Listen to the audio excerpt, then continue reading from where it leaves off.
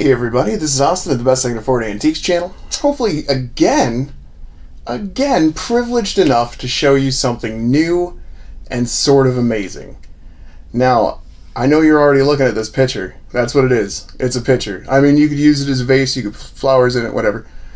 But the form is an elongated picture. This is by a company or a studio called Cristalleria, Fratelli, Betti.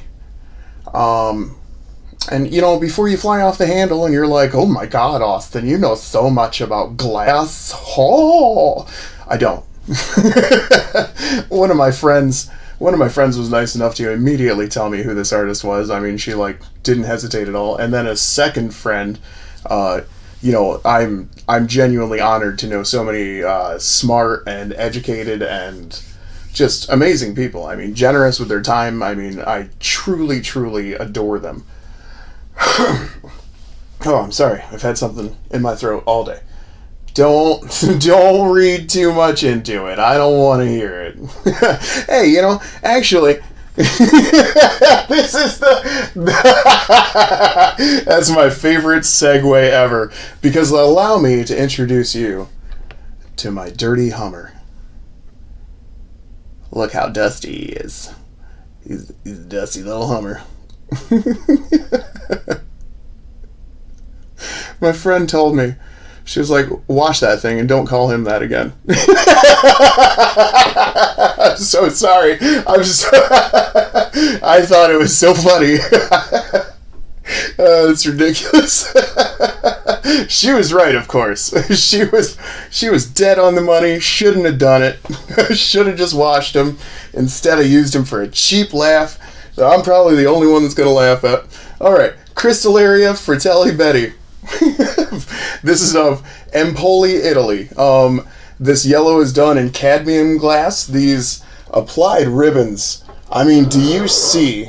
Let me make sure. Let me kind of, we're going to pull this in a little bit and really look at some of the pretty amazing details. I mean, I'm sure you've seen applied glass. I'm sure you've seen, you know, just a bunch of stuff. First off, is this thing not a Ferrari? I mean, how cool is that? But do you see how smoothly this glass applied strip eliminates? I mean, it's really so smooth. It's so beautiful. And you know, words cannot describe how little I need you to come to me and buy this. I'm telling you right now, I would charge more than anyone on the internet for this particular piece of glass. I'm not kidding. You can go and find this guy's pieces for $25 to like $143. There was one that looked almost as good as this one. What a jerk. There was one that looked, you know, similar to this one. I'm so sorry. I'm in a state tonight. So, there was one that looked pretty similar to this one for $143. But you can find them between, you know, really $25 and $100.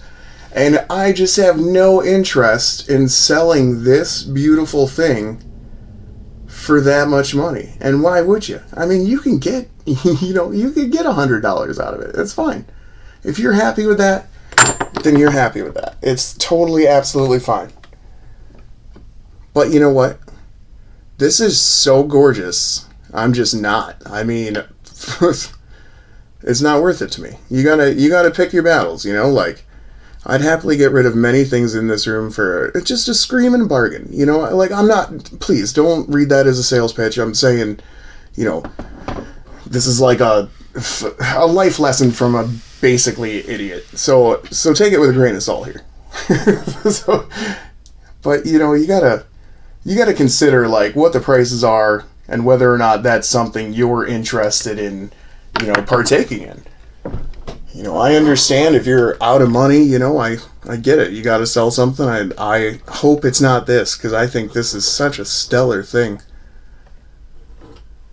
Let's really look at some of these. The way the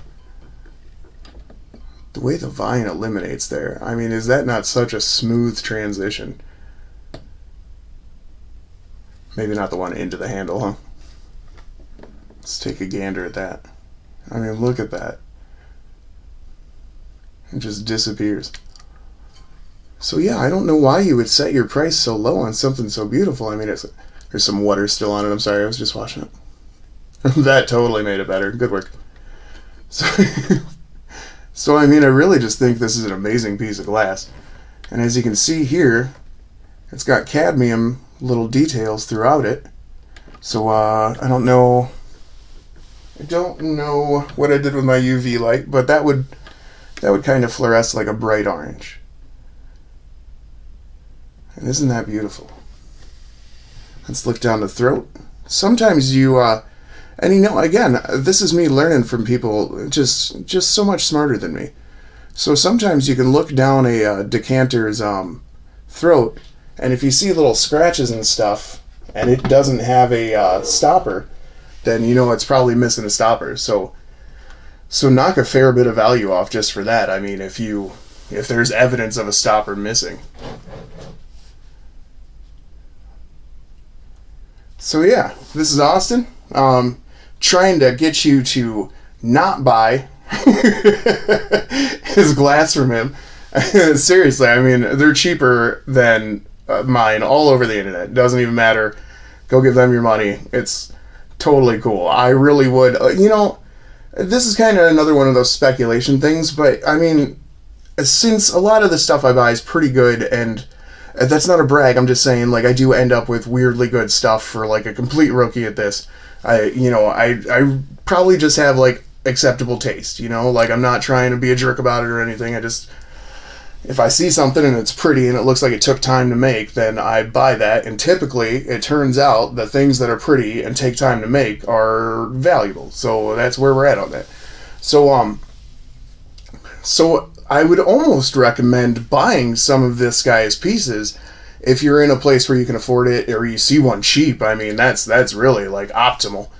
But I think with as beautiful as this is, I think it'll go up in value in the future.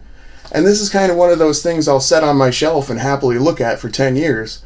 And hopefully in the future, someone will recognize its value and how pretty it is. That's basically it. So, just another one of my purely speculative antique advice dealy bobs. Take it, leave it, don't, whatever. You can't sue me. I said it was an opinion. There's nothing you can do to me. No, sometimes it seems like I'm on to something, right? So, do what you want, but bear in mind, if you ever see a picture that looked kind of like this, long and sweeping and maybe slender in places, and I mean, basically, it looks like an Italian car as a picture, so not a whole lot of people that are going to pull that off successfully. So yeah, just be aware of it. It's a thing. It's a beautiful, beautiful thing. Soon we'll start talking about large swung glass vases. I've got a 23, 24, and 22-inch one sitting here on my table. Oh, I never lost my exposure. I'm sorry, everybody. I'll do it now that we're at the end of the video. Good work. So, I bet you see that little pixie over there. Somebody's going to see that little pixie over there and be like, oh my god. Oh, and, I don't want to talk about it, but those vases right there are going to somebody, and I think they have excellent taste. I just wanted to say that before they go. Moser, Japan, Poland, I believe, Fenton, and, just good work. It's an excellent buy, I think. This is Austin, Best I Can Afford Antiques channel. Always being a weirdo. Thank you for tuning in. Thank you for subscribing. Thank you for being here. Love you guys. And eventually I'll be able to hit the stop button. It's going to